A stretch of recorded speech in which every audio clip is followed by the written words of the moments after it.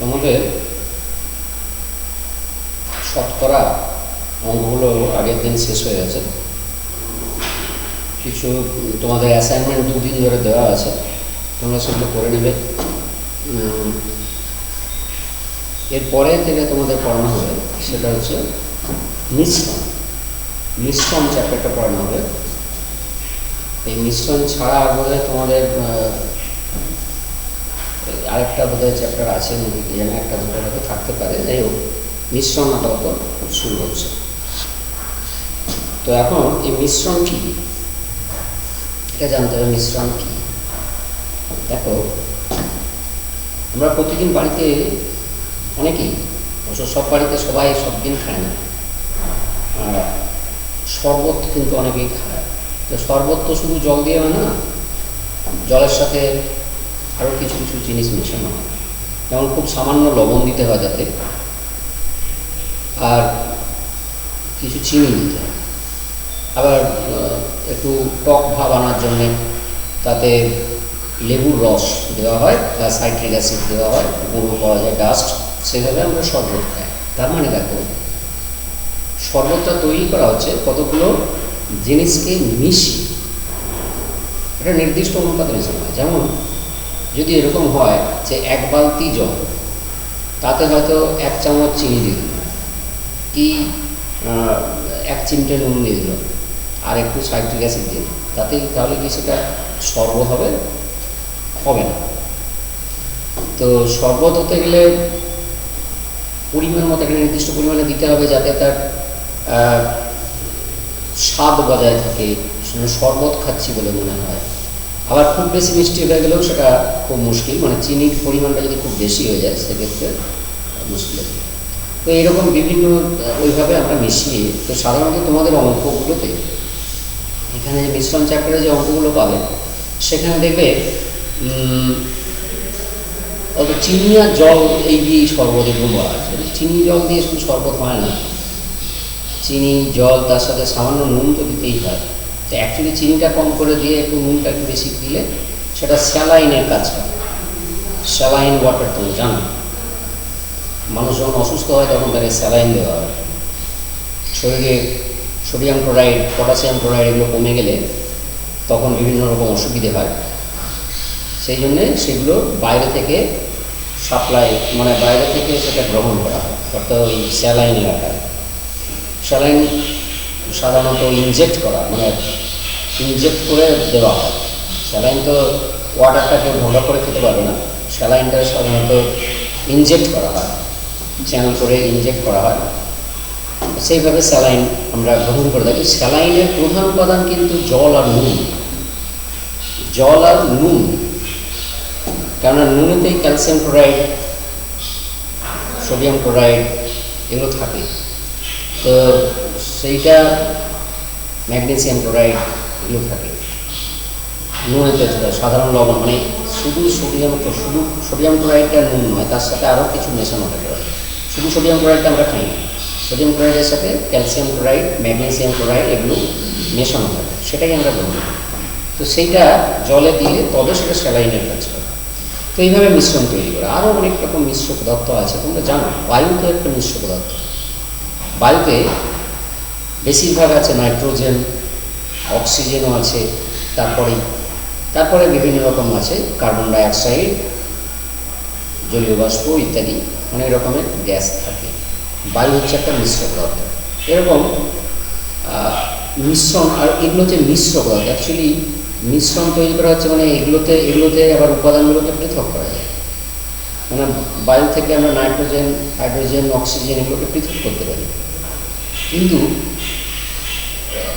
পিতল যে তৈরি হয় সেটা তামা দস্তা মিশিয়ে তৈরি হয়, সেটা একটা সংকর ধাতু, অ্যালয় বলে।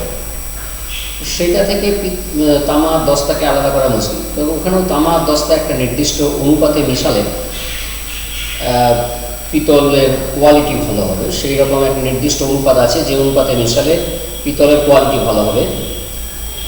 তেমনি জার্মান সিলভার আছে, তামা দস্তার সাথে নিকেল মিশিয়ে দিলে তাকে আবার জার্মান সিলভার বলা হয়। তো এগুলো সংকর ধাতু, অ্যালয় বলা হয়। তো এগুলো একটা নির্দিষ্ট পরিমাণ আছে, সেই পরিমাণ অনুপাতে মেশালে তবে কিন্তু সঠিক আমাদের জিনিসটা তৈরি হবে, মানে ধাতুটা সঠিক তৈরি হবে। না হলে আমার পিতল বাজে কোয়ালিটিরও আছে, আবার ভালো কোয়ালিটিতে। বাজে কোয়ালিটিতে নিশ্চয়ই পরিমাণটা সঠিক করে দেওয়া নেই, যেটা কম দামি পদার্থ সেটাকে হয়তো বেশি পরিমাণে মিশিয়ে দেওয়া হয়েছে, আর বেশি দামি পদার্থটাকে কম পরিমাণে মেশানো হয়েছে, সেক্ষেত্রে কোয়ালিটিটা ভালো হবে না। একটা নির্দিষ্ট অনুপাত আছে। স্টেনলেস স্টিল তৈরি হয়, স্টেনলেস স্টিল। এই যে স্টেনলেস স্টিলে দেখো এখন বেশিরভাগ আমরা বাড়িতে স্টেনলেস স্টিল বাসন ব্যবহার করি। স্টেনলেস স্টিলের স্টেইনলেস, স্টেন কথাটার অর্থ হচ্ছে দাগ, স্টেইনলেস মানে তাকে দাগ পড়বে না, মানে অ্যাকচুয়ালি মরিচা পড়বে না, মরচে পড়বে না, মরচে হিন যে স্টিল তাকে আমরা স্টেনলেস স্টিল বলি। সেই স্টেনলেস স্টিলের সাথে ক্রোমিয়াম মিশিয়ে তৈরি করা, স্টিলের সাথে ক্রোমিয়াম মিশিয়ে স্টেনলেস স্টিল তৈরি করা হয়। এবারে ক্রোমিয়ামটা সঠিক পরিমাণে যদি দেওয়া হয় তাহলে স্টিলের কোয়ালিটি ভালো হবে, স্টেনলেস স্টিলের কোয়ালিটিটা ভালো হবে। স্টিল তো এমনি ইস্পাত যেটা, সেটাকে স্টিল বলা হয়। তো সেখানেও লোহা থেকেই স্টিলটা তৈরি হয়। যাই হোক, তো সেই স্টিলের সাথে ক্রোমিয়াম মিশিয়ে আমরা স্টেনলেস স্টিল তৈরি করি যাতে মরচে পড়ে না। তো সেই রকম এরকম আরও অনেক মিশ্র পদার্থ আছে। যেমন দেখবে আমরা কালী পুজোর সময় পটকা ফাটায়, বাজি ফাটায়, তো সেই বাজি তো এমনি ফাটে না, বাজিতে যে পদার্থটা ব্যবহার করা হয় সেটা হচ্ছে বারুদ বলে। সেই বারুদ যে তৈরি হয়, বারুদ অ্যাকচুয়ালি মিশ্র পদার্থ, যদিও সেখানে সম্ভবত রাসায়নিক বিক্রিয়া ঘটে থাকে, আগুন ধরালেই রাসায়নিক বিক্রিয়া ঘটে যায়, তার জন্য বিস্ফোরণ হয়। তো সেখানে কী কী মেশানো হয় না, সেখানে সালফার মেশানো হয়, সালফার মানে গন্ধক মেশানো হয়, আর সোরা বলে একটা পদার্থ আছে যেটা অ্যামোনিয়াম নাইট্রেট, সেটা মেশানো হয়, আর তোমার কাঠ কয়লা ওই মিশিয়ে বারুদ তৈরি হয়। ঠিক আছে, তো সেই বারুদ একটা মিশ্র পদার্থ, সেগুলোর যেগুলো মেশানো হচ্ছে, যেগুলো মিশিয়ে একটা পদার্থ তৈরি করা হচ্ছে, সেইগুলোকে আবার বলা হয় ওই মিশ্রণের উপাদান, মিক্সচারের উপাদান। তো এখন বুঝতে পারছো মিশ্রণ মানে নিশ্চয়ই কমপক্ষে দুটো জিনিসকে মেশাতে হবে, না হলে তো হবে না। একটা জিনিস দিয়ে কি মিশ্রণ হয়? মিশ্রণ হয় না, সেটা একটা পদার্থ। তাহলে মিশ্রণ হতে গেলে কমপক্ষে আরও একটা লাগবে, মানে একটার সাথে আরেকটা লাগবে, দুটো তো মিনিমাম লাগবে। দুই বা ততোধিক পদার্থ নির্দিষ্ট অনুপাতে মিশিয়ে যে পদার্থ তৈরি হয় তাকে আমরা মিশ্র পদার্থ বলি, তো মিশ্রণ। এবারে কঠিনের মিশ্রণ হয়, কঠিন তরলের মিশ্রণ হয়, আবার তরল তরলের মিশ্রণ হয়, যদিও গ্যাসেরও মিশ্রণ হয়। তো সবাই গ্যাসের যে মিশ্রণের যে অঙ্কগুলো, সেগুলো তোমাদের এইখানে তোমাদের বইতে তো নেই, হয়তো বাইরের বইতে কিছু পাওয়া যেতে পারে, আর ওগুলো ফিজিক্যাল সায়েন্সে সাধারণত থাকে।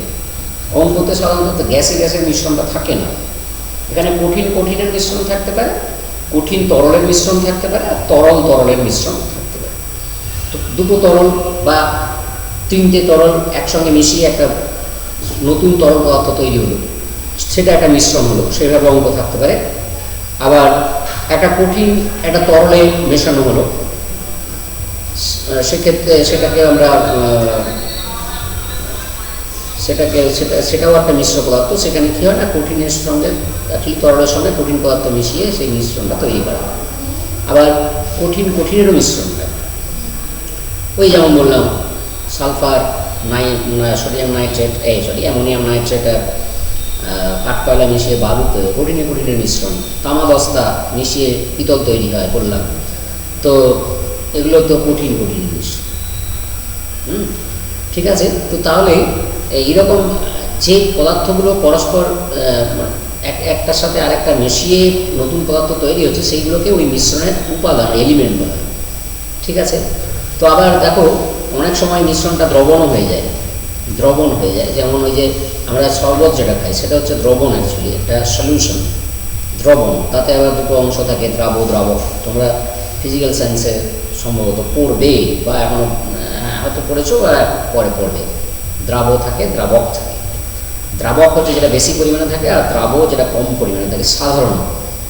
সাধারণত একটা মিশ্রণে মানে একটা দ্রবণে যে উপাদানটা বেশি পরিমাণে থাকে তাকে দ্রাবক বলে, আর যেটা কম পরিমাণে থাকে তাকে দ্রাব বলা হয়।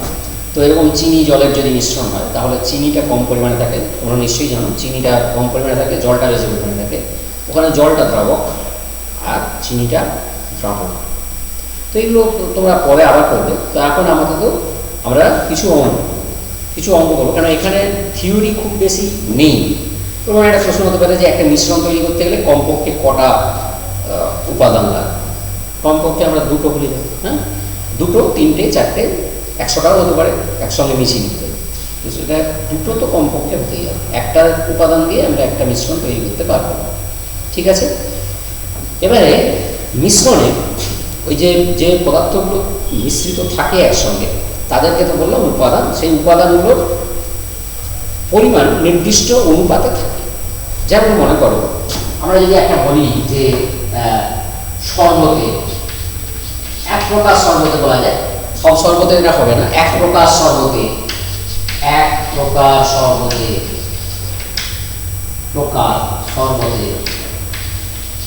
আমি বললাম শরবতে চিনি, লবণ ও জলের পরিমাণের অনুপাত, এরকম বললাম, জলের পরিমাণের অনুপাত এটা বললাম, ধরে নাও হয়তো 2:1:5 এরকম হতে পারে, 2:1:5 এই অনুপাতে মিশিয়ে চিনি, লবণ এবং জল এটা শরবত বানায়। ওটা কিন্তু দ্রবণ হয়ে যায়, কেননা ওখান থেকে আবার উপাদানগুলোকে আমরা পৃথকও করতে পারি। যাই হোক, তো এইটা এই অনুপাতে আছে। তো এখানে আমাদের কত বললো যে হয়তো 5 লিটারের একটা শরবত, 5 লিটারের শরবত কি 2 লিটারের শরবত বা 1 লিটারেরও হতে পারে, 1 লিটার শরবত, এক প্রকার 1 লিটার শরবতে বলো, একটি প্রকার 1 লিটার শরবতে চিনি, লবণ ও জলের পরিমাণের অনুপাত এটা বলা আছে 2:1:5। তাহলে কোনটা কত পরিমাণে মেশানো হয়েছে সেটা কিন্তু আমরা বের করে নিতে পারবো। সেটা বের করতে গেলে আমাদের যেটা করতে হবে সেটা হচ্ছে প্রত্যেকটা উপাদানের আনুপাতিক ভাগ হার করতে হবে, মানে মোট পরিমাণের অনুপাতে সেটা কতটা আছে সেইটা বের করতে হবে। মোট পরিমাণের অনুপাতে কতটা ওই উপাদানটা আছে সেইটা আমাদের বের করতে হবে, সেটাকে বলা হয় আনুপাতিক ভাগ হার। মানে ধরো এই যে মোট পরিমাণটা তো 1 লিটার, তাহলে 1 লিটারের মধ্যে হয়তো দেখা যাবে যে আমি ধরলাম 1 লিটারের মধ্যে হয়তো, আমি এইটার কথা বাদ দিচ্ছি, আমি ধরলাম 1 লিটারের একটা ইয়েতে হয়তো 60% আছে জল আর 40% আছে চিনি, কি 70% জল আছে, 30% চিনি আছে। তো তাহলে মোট যে শরবতটা তার কত অংশ আছে চিনি না, সেটা হচ্ছে 30%, মানে অ্যাকচুয়ালি দেখো 3/10 মানে 60% মানে এই 30% মানে 3/10, আর ওইটা হচ্ছে বললাম 70% মানে হচ্ছে 7/10। তার মানে দেখো অ্যাকচুয়ালি আমি যদি ধরে নিই যে ওই আমি 1 লিটারই যদি ধরি, 1 লিটারের 60% আমরা কি করে বের করবো? 1 লিটারের 60% এটা তো শতকরা তোমাদের করানো হয়েছে, বা 70%, এটা মানেই হচ্ছে দেখো 1 × 70-এর 100 এত লিটার হবে, তার মানে হয়ে যাবে দেখো 7/10 লিটার। আবার 1 লিটারে যদি আমরা 30% করি তাহলে সেটা হবে 1 × 30/100 এত লিটার, এটা হয়ে যাবে 3/10 লিটার। তাহলে বুঝতে পারছো 7/10 লিটার আছে, 1 লিটারের 10/7 সমান 10/7 আছে জল, আর চিনি আছে সমান 10/3। তো তাহলে এদের পরিমাণের অনুপাতটা কত? অনুপাতটা কিন্তু আমরা এখান থেকে বের করতে পারি, বা ওইখান থেকে 70-30 থেকেও বের করতে পারতাম, 7:3। তো এখান থেকেও বের করা যাবে। এটা যদি আমরা 7/10 আর 3/10 করি তাহলে এই অনুপাতটা হয়ে যাবে অ্যাকচুয়ালি 7:3। এটা 10 দিয়ে গুণ করা যাবে, জানো নিশ্চয়ই। একটা অনুপাতের পূর্বপদ আর উত্তরপদকে আমরা একই সংখ্যা দিয়ে গুণ করতে পারি, সেক্ষেত্রে কিন্তু অনুপাতের মান একই থাকে। আবার একই সংখ্যা দিয়ে ভাগ করতে পারি, শূন্য ছাড়া একই সংখ্যা দিয়ে আমরা পূর্বপদ আর উত্তরপদকে ভাগও করতে পারি, সেক্ষেত্রেও অনুপাতের মান একই থাকে। কিন্তু যোগ বা বিয়োগ করলে হবে, যোগ বিয়োগ করলে কিন্তু এ আসবে না। যেমন আমি একটা উদাহরণ দেখাচ্ছি। এই যে আমি বললাম যে এই 10 দিয়ে গুণ করেছি, কেউ 10 দিয়ে গুণ করলে আমরা এটা পেয়েছি, আবার 10 দিয়ে ভাগ করলে আমরা এটা পাবো এরকম, কিন্তু যোগ বিয়োগ করলে কিন্তু আমরা এটা পাবো না। দেখবে দেখো, মনে করো আমি যদি 2 বিয়োগ করি, 7 সঙ্গে 2 বিয়োগ করি আর 3 থেকে 2 বিয়োগ করি, মানে অ্যাকচুয়ালি 3 10 থেকে বা 7 10 থেকে যদি আমি 2 বিয়োগ করি, যদিও 2 এখানে বিয়োগ করা যাবে না, এখানে আমি ধরে নাও 1 10 বিয়োগ করছি, কারণ 2টা তো 3 10 থেকে বেশি, সেই জন্য আমি 1 10 বিয়োগ করছি। তাহলে 1 10 বিয়োগ করলে কি অনুপাতটা একই থাকবে, এইটাই থাকবে অনুপাত? সেটা দেখো হবে না, কারণ এটা হয়ে যাবে 6 10 আর এটা হয়ে যাবে 2 10, তার মানে দেখো হয়ে গেছে 6:2, তার মানে আমরা 2 দিয়ে ভাগ করলে হবে 3:1। এই অনুপাত আর এই অনুপাত কিন্তু এক নয়, এই দুটো অনুপাত কিন্তু একই নয়। 7:3 আর 3:1 দুটো অনুপাত কিন্তু এক নয়। কেন নয় না, সেটা হচ্ছে দেখো এখানে আমি দেখিয়েছিলাম যে এখানে আছে 70% জল আছে আর 30% চিনি আছে। তো এখানে এখন এই অনুপাতে থাকতো তাহলে কত পার্সেন্ট হতো দেখো, বুঝতে পারবে। এখানে দেখো মানে অ্যাকচুয়ালি 60% আর 20% হয়ে গেছে, 60% আর 20% হয়ে গেছে। এই যে 6 10 আর 2 10 মানে হচ্ছে 60%, 60/100 করতে পারি, 20/100 করতে পারি, 60% 20%, দেখো পরিমাণটা বদলে গেছে। 70% অ্যাকচুয়ালি না সরি ওটা নয়, ওখান থেকে হবে না আমাদের, এখান থেকে আমরা পারবো না, আমরা এইখান থেকে করতে পারবো। 60% 20% মানে তাহলে তো 100% হলোই না, এইখান থেকে করতে পারবো। এটা 3/4 মানে অ্যাকচুয়ালি ওটা 75% আর 25% হয়ে গেছে, 75% আর 25% হয়ে গেছে। এই অনুপাতটা এইখান থেকে করতে পারবো, ঠিক আছে? ওইখান থেকে করলে আমরা বলতে পারবো যে ওটা 75% আর 25% হয়ে গেছে। অথচ জল তো ছিল 70%, 75% হয়ে গেল মানে জলের পরিমাণ তাদের বেশি আছে। তার মানে দেখো বিয়োগ করলেও হলো না, যোগ করলেও দেখা যাবে হবে, অনুপাত কিন্তু অনুপাতের মান কিন্তু একই থাকবে না। কিন্তু গুণ ভাগ করলে আমরা দেখবো যে একই থাকবে। গুণ আর ভাগ করলে, গুণ বা ভাগ করলে সেক্ষেত্রে কিন্তু অনুপাতের মানটা একই থাকে। এইবার দেখো এরপরে আমি যেটা বলছিলাম যে এই যে 7/10 বলছি, 7/10 এখানে একটা অনুপাত আমরা 7:3 পেয়েছি, 7:3 পেয়েছিলাম, আমি এটা বাদ দিলাম, 7:3 পেয়েছি। এখন দেখো এই যে 7/10 মানে 1 লিটারের 7/10 অংশ, 7/10 অংশ হলেই 7/10 লিটার। এই 7/10কে আমরা লিখতে পারি দেখো 7/7 + 3, আর এই 3/10কে লিখতে পারি 3/3, 7 + 3। এই যে করলাম এইটি হচ্ছে আনুপাতিক ভাগ হার, মানে এটা হচ্ছে তোমার জলের আনুপাতিক ভাগ হার। 7:3 অনুপাতে থাকলে 7/7 + 3 আনুপাতিক ভাগ, মানে মোট যে মিশ্রণটা তার 7 + 3 এটি হবে। পূর্বপদ, যদি পূর্বপদের আনুপাতিক ভাগ হার বের করো তাহলে পূর্বপদ ডিভাইডেড বাই পূর্বপদ প্লাস উত্তরপদ, আর যদি উত্তরপদের আনুপাতিক ভাগ হার বের করো তাহলে উত্তরপদ বাই পূর্বপদ প্লাস উত্তরপদ, এটি করতে হবে। তবে আমরা আনুপাতিক ভাগ হার পাবো। আর আনুপাতিক ভাগ হার বের করে নিয়ে একটা মিশ্রণের কোন উপাদান কত পরিমাণে আছে সেটা আমরা ঝট করে বের করতে পারি, ঠিক আছে? তবে আমি দেখো তোমাদের কিছু অঙ্ক আমি করাবো, সেটা একটু দেখে নাও। তোমাদের বই থেকে কিছু অঙ্ক করাবো আর তোমাদের কিছু বাড়ির কাজ আমি দিয়ে দেবো, কিছু বাড়ির কাজ তোমাদের আমি দিয়ে দেবো, ঠিক আছে? দেখো এখানে আমি বলেছি যে একটা ছোট্ট একটা কোনো উদাহরণ দেওয়া আছে, তারপরে আমি বইয়ের অঙ্কতে গেছি। দেখো বলছি যে পুরোপুরি A:B সেটা সময় বলা আছে 4:5, আর B:C সেটা বলা আছে ধরে নাও এরকম বলেছি 3:1 বা 3:2 এরকম, 3:2। তাহলে A:B:C সমান কত, এইটা কত বের করতে হবে? এটা একটা ছোট অঙ্ক, এরকম অঙ্ক শর্ট কোশ্চেনে পড়ে। A:B যদি 4:5 হয়, B:C যদি 3:2 হয়, তাহলে A:B:C কত সেটা আমাদের বের করতে হবে। তো এটা আমরা করবো কি, এটা আমরা বের করবো। এখানে অ্যাকচুয়ালি দেখো A:B বলা আছে 4:5, মানে এখানে B এর আনুপাতিক ভাগ আর 5 এর 9, আর এখানে B এর আনুপাতিক ভাগ আর 3 এর 5, দুটো সমান নেই। সেই জন্যই অ্যাকচুয়ালি মানে ওইভাবে আমরা করতে পারবো না। অ্যাকচুয়ালি একটাকে 9 ভাগ হচ্ছে আর 5 ভাগ হচ্ছে, এইভাবে করলে কিন্তু হবে না, ঠিক আছে। সেই জন্য এখানে কি করতে হবে, এখানে তোমাকে যেটা করতে হবে, আমি বললাম যে একটা অনুপাতের পূর্বপদ আর উত্তরপদকে আমরা একই সংখ্যা দিয়ে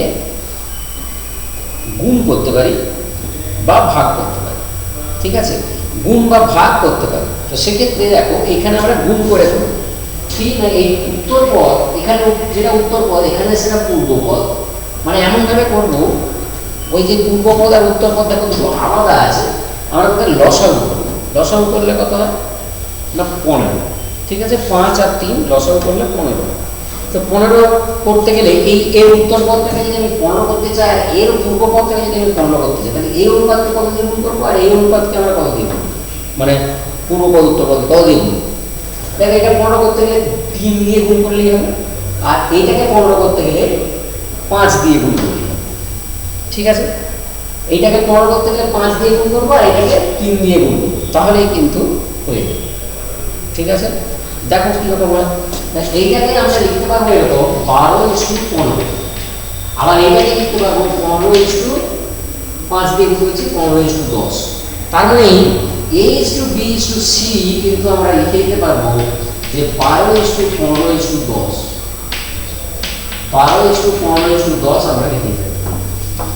উত্তরপদটাকে এর উত্তরপদের সঙ্গে এর পূর্বপদটাকে মেলাতে হবে, তাহলে কিন্তু A:B:C আমরা করতে পারবো। কিছুই নেই, খুব সোজা। এটা হচ্ছে পূর্বপদ উত্তরপদকে আমরা 3 দিয়ে গুণ করে দিলাম, এবং পূর্বপদ উত্তরপদকে আমরা 5 দিয়ে গুণ করে দিলাম, তাহলেই পূর্বপদ এর উত্তরপদটা এর পূর্বপদটা মিলে গেছে, তাহলে আমরা অনুপাতটা ওইভাবে লিখতে পারবো A:B:C, ঠিক আছে। ওকে, তুমি দেখো এইখানে একটা জিনিস লক্ষ্য করবে যে এখানে কিন্তু A আর B এর অনুপাত ছিল 4:5, কিন্তু এখানে দেখো 4:5ই আছে। আবার B আর C এর অনুপাত ছিল 15:10, এই 3:2, এখানে দেখো এই অনুপাতটা করলে কিন্তু 3:2ই আছে। এখানে একটা জিনিস বলতে পারে তাহলে A:C কত, A:C কত, সেটা কিন্তু আরো সোজা, সেটাও দেখাচ্ছে। A:C কত যদি এখানে করে দেওয়ার পরে মনে হচ্ছে দেখো 12 আর 10 মানে 6:5 আছে, তো সেটা আমরা কিন্তু এমনিতেই বের করতে পারি যে A:C কত হবে, সেটা কিন্তু আমরা এমনিতেই বের করতে পারি। সেটা কীভাবে করবো না, দেখো অনুপাতকে তোমরা জানো ভগ্নাংশের আকারে লেখা যায়, অনুপাতকে আমরা ভগ্নাংশের আকারে লিখতে পারি, ভগ্নাংশকেও আমরা অনুপাতের আকারে লিখতে পারি। তো তাহলে অনুপাতকে যেমন A:B সমান বলা যায় 4:5, তাহলে A/B সমান 4/5। একইভাবে B:C বলা আছে 3:2, তাহলে B/C সমান 3/2। এবার আমরা করবো কি, এই দুটোকে গুণ করে দেবো, তাহলে দেখো A/B এর সঙ্গে যদি B/C গুণ করে দিই তাহলে আসবে কি না 4/5 × 3। এখানে দেখো এটা কেটে গেল, তাহলে দেখো এটা 6/5, এখানে দেখো B আর B কেটে গেল, তাহলে A:C সমান আমাদের এসে গেছে 6:5। তোমরা এখানে দেখো এখানে কিন্তু A:C টা ওইরকমই এসেছে 12:10, মানে 6:5, ঠিক আছে। তো তাহলে A:C যদি আমরা এইভাবে করতে পারি, জাস্ট A/B সমান এটা বলা আছে, B/C এটা বলা আছে, দুটোকে গুণ করে দাও, গুণ করে দিলেই আমরা পেয়ে যাচ্ছি A/C এর মান পেয়ে যাচ্ছি, মানে A:C পেয়ে যাচ্ছি, ঠিক আছে। A/C এর মান পেয়ে যাওয়া মানে A:C পেয়ে যাওয়া। ওকে, এইরকমভাবে আমরা করতে পারি, এরকম অঙ্ক একটা দুটো থাকতে পারে সব কোশ্চেন। এরপরে তোমাদের বইতে দেখবে 2 দাগের একটা অঙ্ক আছে, 2 দাগের একটি অঙ্ক আছে, সেটি দেখো তোমাদের বইতে মিশ্রণ চ্যাপ্টারে 2 দাগের অঙ্ক, এক্সারসাইজে, অবশ্যই এক্সারসাইজে তোমাদের কিছু উদাহরণ করে দেওয়া আছে, সেই উদাহরণগুলো তোমরা দেখবে বাড়িতেই, নিজেরাই দেখবে। 2 নম্বর অঙ্কটা দেখো, 2 নম্বর অঙ্কটা হচ্ছে দেখো এক ধরনের পিতলে, এক ধরনের কিন্তু বইয়ের 2, এক ধরনের পিতলে তামা দস্তার অনুপাত, তামা ও দস্তার পরিমাণের অনুপাত এরকম দেওয়া আছে, দস্তার অনুপাত না বলে দস্তার পরিমাণের অনুপাত রয়েছে পরিমাণের অনুপাত। অ্যাকচুয়ালি অনুপাতটা পরিমাণেরই হয়। তামার সঙ্গে দস্তার কোনো অনুপাত হয় কি? তামার সঙ্গে দস্তার অনুপাত হয়। অনুপাতটা কীভাবে হয় না, সমজাতীয় রাশির একটা অন্যটার কত গুণ বা কত ভাগ সেটাই হচ্ছে অনুপাত, সেটা তুলনা করাটাই সেটাই হচ্ছে অনুপাত। তো এখানে তামা দস্তা কি প্রকার রাশি নয়, সমজাতীয় রাশি কি হলো? তামা দস্তার পরিমাণটা আমরা মাপতে পারি, কতটা আছে সেইটা আমরা ওজন করে মাপতে পারি বা তার আয়তন মাপতে পারি। তো সেই হিসাবে তার পরিমাণটার অনুপাত হয়। তামার অনুপাত দস্তার অনুপাত এরকম হয় না, সেই জন্য সব জায়গায় দেখবে পরিমাণের অনুপাত বলে বলা আছে। ঠিক আছে, পরিমাণের অনুপাত, পরিমাণটাই আমরা মাপি। অনুপাত হচ্ছে 5:2। 5:2 এরূপ 28 কেজি পিতলে, এরূপ 28 কেজি পিতলে আর কত কেজি দস্তা মেশালে, হ্যাঁ পিতলে না বলে দিয়েছে 4 কেজি তামা মেশালে, 4 কেজি তামা মেশালে, তামা মেশানো হলে হ্যাঁ তামা ও দস্তার নতুন অনুপাত কি হবে? তামা ও দস্তার পরিমাণের অনুপাত কি হবে? পরিমাণের নতুন অনুপাত কি হবে? নতুন অনুপাত কি হবে? এইটি হচ্ছে অঙ্ক। কিছু নেই, খুব সোজা, খুবই সহজ অঙ্ক। ঠিক আছে, প্রথমে একটা সহজ করেই দেওয়া আছে, তারপরে তোমাদের বইতে যেগুলো আছে প্রায় সহজ সোজা, একটা একটু ভালো অঙ্ক আছে, আমি করে দেবো। দেখো এটা কীভাবে করবো, আমরা তামা দস্তার আনুপাতিক ভাগ হার আগে করে নেব। মানে 28 কেজি যে পিতল আছে তাতে তামার আনুপাতিক ভাগ হার কত আর দস্তার আনুপাতিক ভাগ হার কত সেটা আমরা ঠিক করে নেব। লিখবে 28 কেজি পিতলে তামা ও দস্তার আনুপাতিক পরিমাণের আনুপাতিক ভাগ হার যথাক্রমে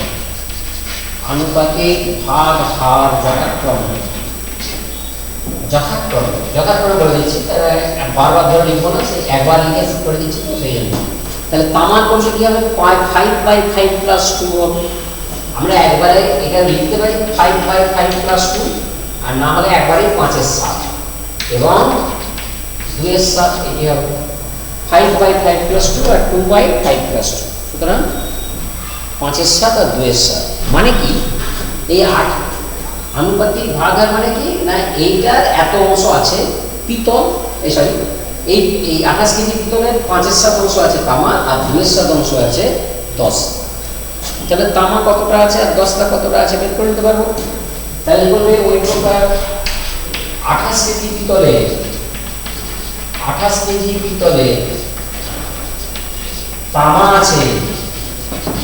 তামা আছে কত না 28 কিগ্রা, এরকম করে লিখলে ভালো হয়। 28 কিগ্রা এর 5/7 অংশ, এইভাবে লিখলে ভালো হয়। সমান তোমাকে বলতে হবে 28 × 5/7 কিগ্রা। একবারে এটা না লিখে আগে এইভাবে লিখে তারপরে এটা লিখলে ভালো হয়। এটি কাটাকাটি করবে যে 20 কিগ্রা। এবং দস্তা আছে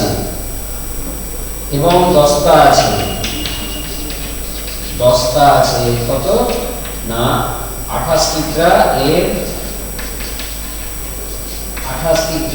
এর 2/7 অংশ সমান 28 × 2/7 কিগ্রা। কি হবে?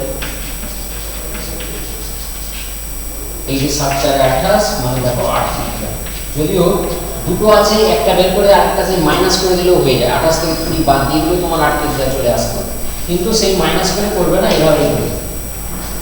যদি 3টে থাকতো তাহলে দুটো বের করার পরে মাইনাসটা করতে হতো, দুটো তোমাকে এমনিতেই করতে হচ্ছে, তারপর আবার বিয়োগটাও করতে হচ্ছে, সেই জন্য 3টে একবারে করে নিলেই।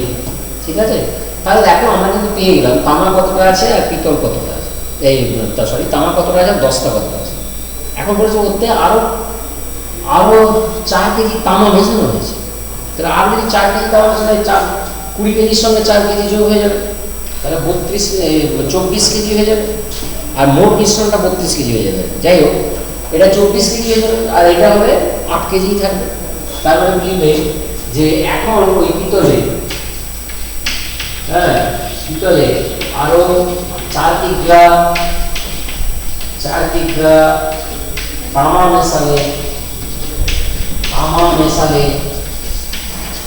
মেশালে বা মেশানো হলে তামাও 10টা নতুন অনুপাত হবে, তামাও 10টা পরিমাণের অনুপাত হবে,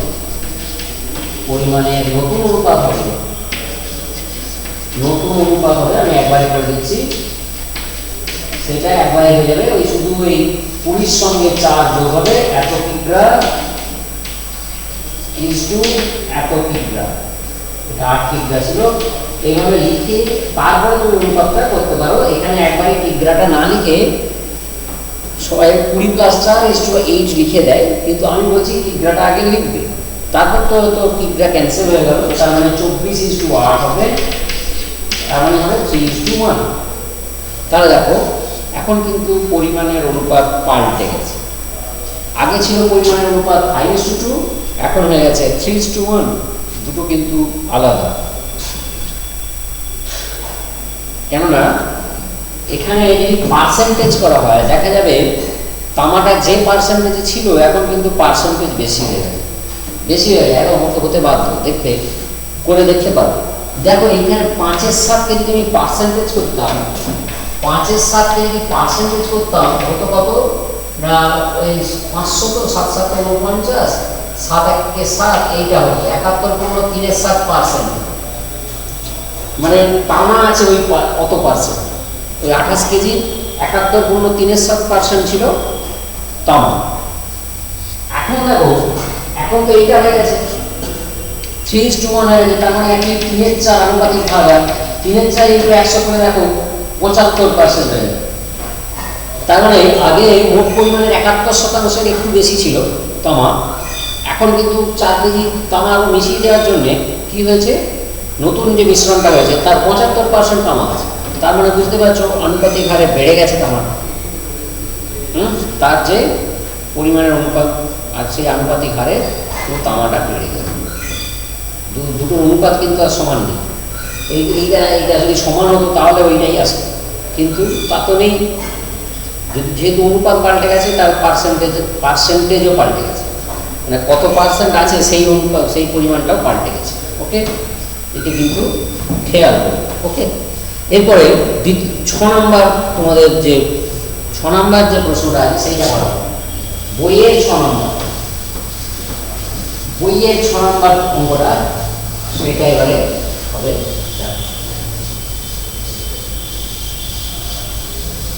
খুব সোজা অঙ্ক আছে বইয়ের 6 নম্বর। সেটাতে বলেছে 2 প্রকার গুঁড়ো সাবানে, 2 রকম গুঁড়ো সাবান। আচ্ছা আমি একটু মুখে বলি, এটা লেখার কোনো দরকার নেই। তোমরা বইটা যখন ভিডিওটা দেখবে তখন পাশে বইটা রাখলে তোমরা কিন্তু দেখতে পেয়ে যাবে অঙ্কটা কি আছে। অঙ্কটা আমি এখান থেকে পড়ে দিচ্ছি, আমি তো অঙ্কটা এখানে টুকে এনেছি। অঙ্কটা হচ্ছে এরকম যে 2 প্রকার গুঁড়ো সাবানে, আচ্ছা লিখেই দিচ্ছি, 2 প্রকার গুঁড়ো সাবান মানে যেটাকে ডিটারজেন্ট পাউডার বলে। গুঁড়ো সাবানে, যেটা ডিটারজেন্ট পাউডার কেনা হয় বাজার থেকে আমাদের জামা কাপড় পরিষ্কারের জন্য, সেটাই হচ্ছে গুঁড়ো সাবান। যদিও আবার অন্যরকম কেনা হয়, বার সাবান কেনা হয়, সেটা গুঁড়ো নয়, বারের আকারে থাকে। সেটা দিয়ে আমরা ঘষে জামা কাপড় পরিষ্কার করি। আর গুঁড়ো সাবানটা হলে কী হয়, মানে ডিটারজেন্ট পাউডারটা জলে আমরা গুলিয়ে সেটাতে জামা কাপড়কে ডুবিয়ে দিই, তারপর বেশ কিছুক্ষণ পর কেচে নিই। তো সেটা সেভাবে আবার লিকুইড পাওয়া যায়, তরল আকারেও কিন্তু ডিটারজেন্ট পাওয়া যায়, ডিটারজেন্ট লিকুইড হিসাবেও পাওয়া যায়, পাউডার হিসাবে না পেয়ে সেটা লিকুইড হিসাবেও পাওয়া যায়। সেটা আমরা ব্যবহার করে থাকি বিভিন্ন সময়। ইজি বলে একটা আছে, সেটা শীতকালে শীতের পোশাক পরিষ্কার করার জন্য সেটা কাজে লাগে, ইত্যাদি আরও অনেক আছে ওরকম আছে। তো সেগুলো আমরা ব্যবহার করি। এখানে বলতে গুঁড়ো সাবান মানে সাবানটাকে গুঁড়ো করে দেয় সেটা না। গুঁড়ো সাবান হচ্ছে একটা মিশ্র পদার্থ যাতে সাবান গুঁড়ো আছে আর বলেছে সোডা আছে, সোডা তোমরা জানো সোডা দুরকম হয়, একটা কাপড় কাচা সোডা আর একটা খাবার সোডা। তোমরা জানো কাপড়, তোমরা কোথায় সেখানে ওটা পড়েছো। কাপড় কাচা সোডা হচ্ছে Na2CO3 সোডিয়াম কার্বনেট, আর খাবার সোডা হচ্ছে সোডিয়াম বাইকার্বনেট NaHCO3। দুটো আলাদা।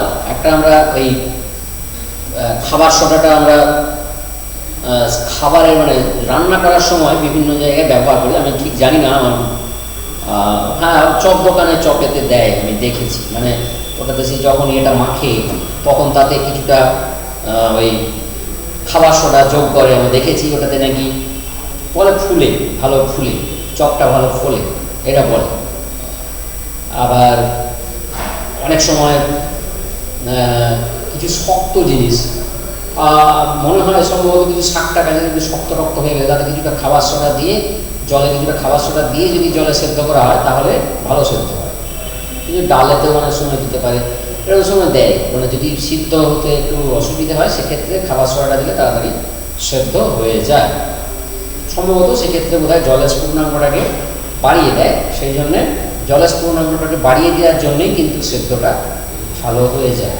তো আর ওইটাতে ওখানে তো সেদ্ধ হওয়ার কিছু নেই, তবুও হয়তো হতে পারে যে ভেতরে সোডা চপের ভেতরে হয়তো যে বেসন ব্যবহার করা হয় যদি কাঁচা যাতে না রয়ে যায় সেই জন্যই হয়তো দেয়, জানি না ঠিক। তো এরকম আশা হতে পারে। আবার অনেক সময় আমি শুনেছি যে ফুলার জন্য নাকি দেয়, চপটা ভালো ফুলবে সেই জন্য নাকি দেয়।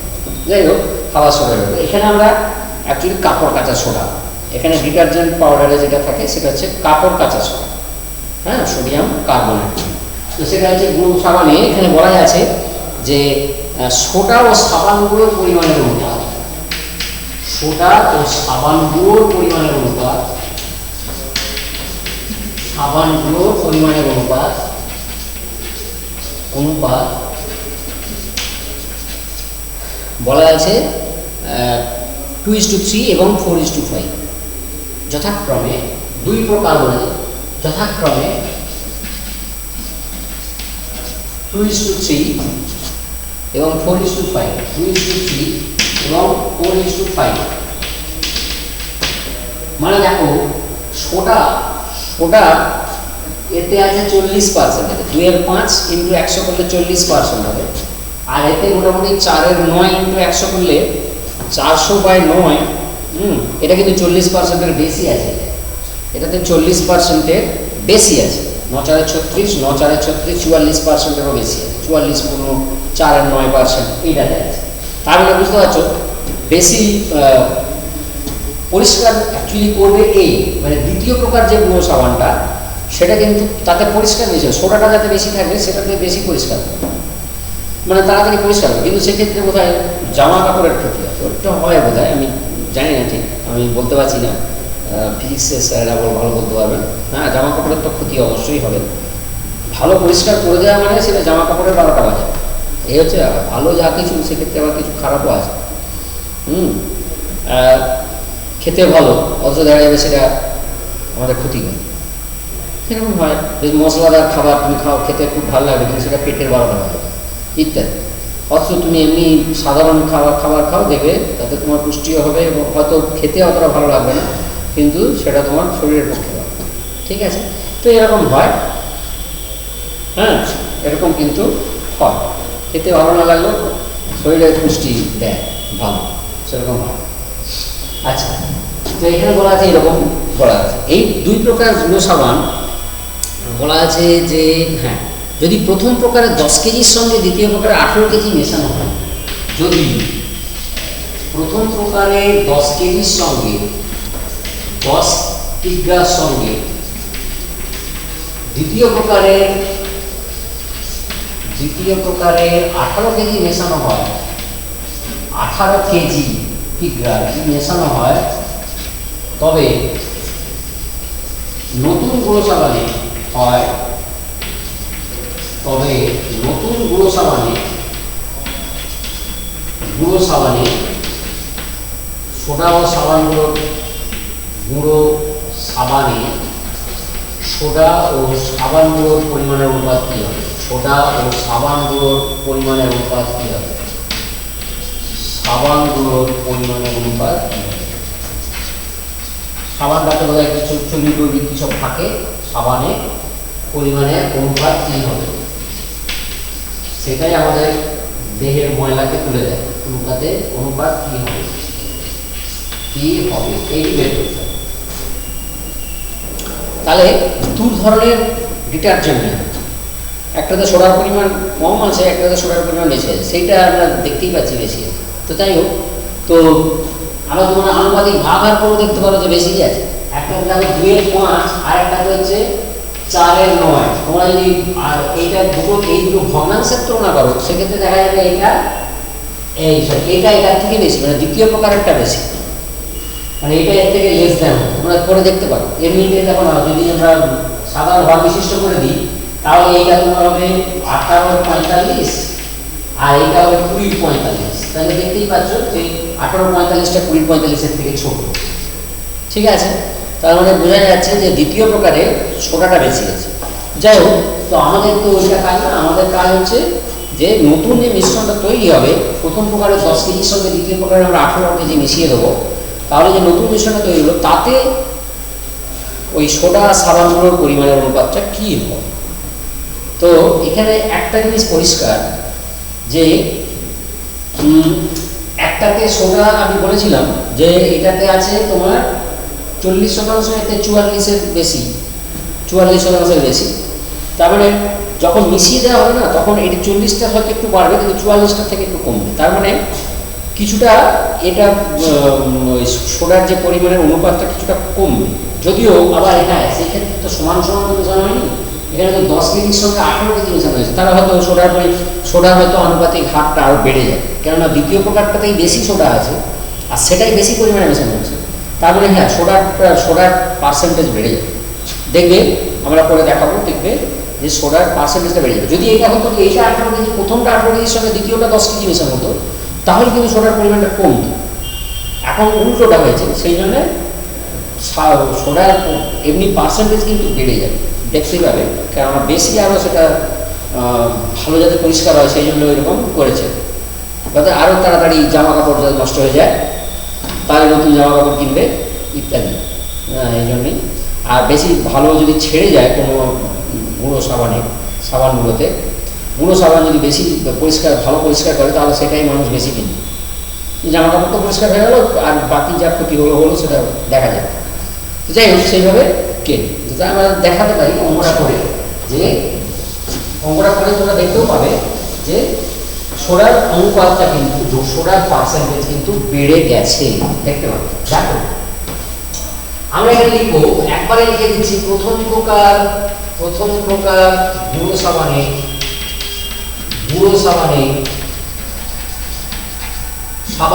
সোডা ও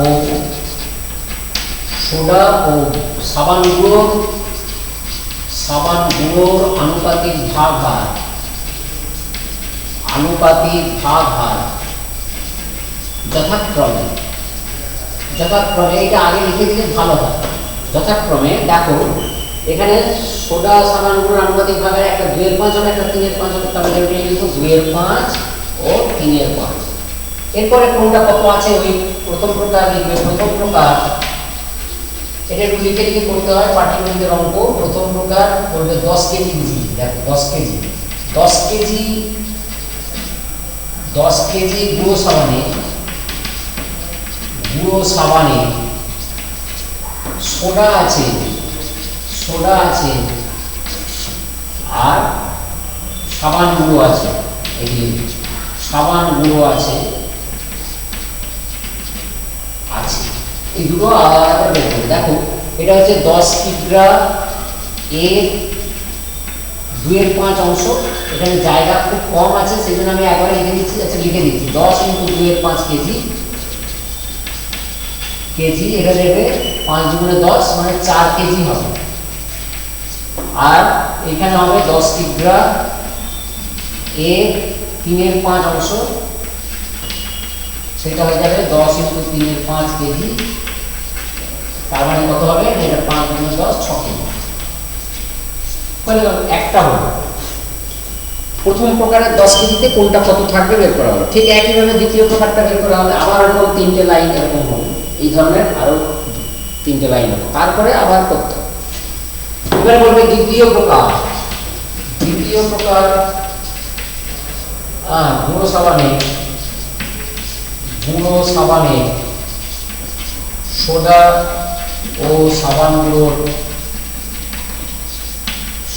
গুঁড়োর পরিমাণের অনুপাত, সাবান গুঁড়োর আনুপাতিক ভাগ আমি লিখছি, আর পরিমাণের অনুপাতটা লিখছি না। পরিমাণের অনুপাত তো দেওয়া আছে, যেটা 4:5 আছে, তাহলে আনুপাতিক ভাগ হার হবে যথাক্রমে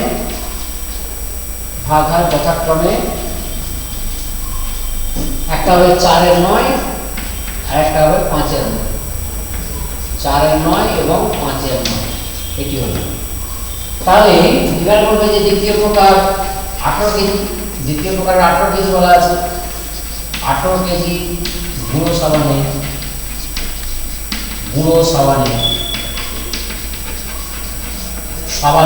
সোডা আছে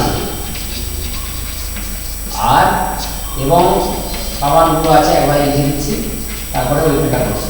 সাবান গুঁড়ো আছে, এটা দেখো, এটা হবে তাহলে 18 কিগ্রা এর 4/9, এই 4/9 আছে, 4/9 অংশ সমান কত হবে না 18 কিগ্রা, 18 × 4/9 কেজি, তাই এটা 9 × 18, এটা হলো 8 কেজি। আর এটা কত হবে না এটা হবে 18 কিগ্রা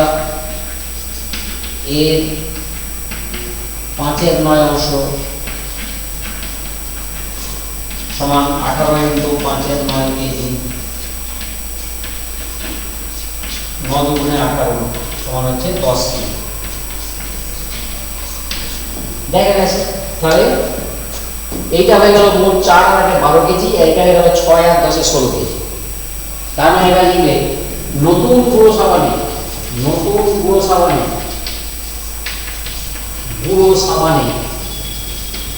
সোডা ও সাবান গুঁড়োর পরিমাণের অনুপাত কি হবে? দেখো এখানে হচ্ছে তোমার বললাম যেটা 4 কেজি আর 10 কেজি, সরি 4 কেজি আর 8 কেজি, সরি 4 + 8 কিগ্রা ইনটু 6 + 10 কিগ্রা। তাহলে দেখো আর 12 কিগ্রা 16 কিগ্রা আলাদা লিখতে হবে, একবারে 12:16 করে দিচ্ছি। 4 × 3 = 12, 4 × 4 = 16, এই দেখো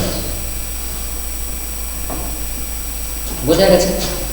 তাহলে আমি কি বললাম যে প্রথমটাতে সোডা ছিল 40% আর দ্বিতীয়টাতে 44%-এরও বেশি ছিল।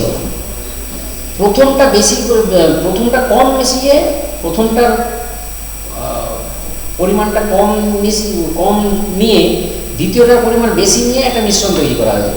সেক্ষেত্রে আমি বলেছিলাম যে ওই 44 যেটা ছিল না, ওটা কিন্তু বেড়ে যাবে, মানে ওদের মধ্যে হবে না, 40 আর 44-এর মধ্যে হবে না, দেখবে ওর থেকে বেশি হয়ে যাবে। দেখো হিসাব করে দেখো, এটা বেশি হয়ে যাবে। একটা হয়ে যাবে 3-এর পরিমাণের অনুপাত হয়ে যাবে 3/7, 3/7, তো 3/7 যদি পার্সেন্টেজে করো তাহলে এরকম এসে যাচ্ছে, দেখো 700/3, মানে 700/3 না 300/7, তাহলে হচ্ছে 7 × 4 = 28, 20, 7 × 2 = 14, না মাঝামাঝি আছে, বেড়ে যায়নি, সব ঠিকঠাক হবে তো। এই 4 আর 8 12, 6 আর 10 16, 4 × 3 = 12, 4 × 4 = 16, 3/7, হ্যাঁ 7 × 4 = 28, 20, 7 × 2 = 14 হচ্ছে 42 × 6 = 7, এরকম পার্সেন্টেজ। মানে 40-এর থেকে বেড়ে গেছে আর কি, কিন্তু 44-কে ছাড়িয়ে যায়নি। যাই হোক, এরকম হয়েছে। কিন্তু যদি আমি উল্টোটা নিতাম, মানে প্রথমটা যদি বেশি করে নিয়ে দ্বিতীয়টা কম করে নিতাম, তাহলে কমে যেত আরেকটু, তাহলে ওই কমের থেকেও আরও কম হতো। এটা বেশির থেকে একটু কম হয়েছে, এটা কমের থেকেও কমে যেত মনে হয়। আমি একটু হিসেব করে নিই, আমি 10 কেজির সঙ্গে 18 কেজি বলেছে, আমি যদি 10 কেজির সঙ্গে 9 কেজি নিতাম, তাহলে কত হতো? 10 কেজির সঙ্গে যদি 9 কেজি নিতাম তাহলে কত হতো? তাহলে এটা 4-6 হতো। হ্যাঁ, এটা তাহলে তো 4-6 থাকতো, আর এটা 9 নিলে 4 কেজি 5 কেজি হতো। 4-6 আর 4-5 মানে এটা 11, 8:11 হয়ে যেত, 8:11 হয়ে যেত। সেই ক্ষেত্রে কিন্তু 8-এর 11 ইন্টু 100 করলে এটা 800/11 হতো। হ্যাঁ, 8-এর 19 হতো, 8-এর 19 ইন্টু 100, এটা হতো 19-4 76, 76 40, 19 × 2 = 30, 0-2 এরকম হতো। ওই আর কি, একটু সামান্য কমতো, খুব বেশি নয়, একটুখানি আর একটু কমতো। যাই হোক, এরকম ব্যাপারটা আছে। ঠিক আছে, বোঝা গেছে? তোমরা এরকম করে অঙ্কগুলো লিখে করে বের করবে। ওকে, লিখে এইভাবে বের করবে। এরপরে দেখো 7 নম্বর বইয়েতে 7-এর অঙ্কটা আছে। এটা 7-এরটা আমি পরে নেক্সট ভিডিওতে বলছি। নেক্সট ভিডিওতে আমি 7-এর অঙ্কটা করব। ঠিক আছে।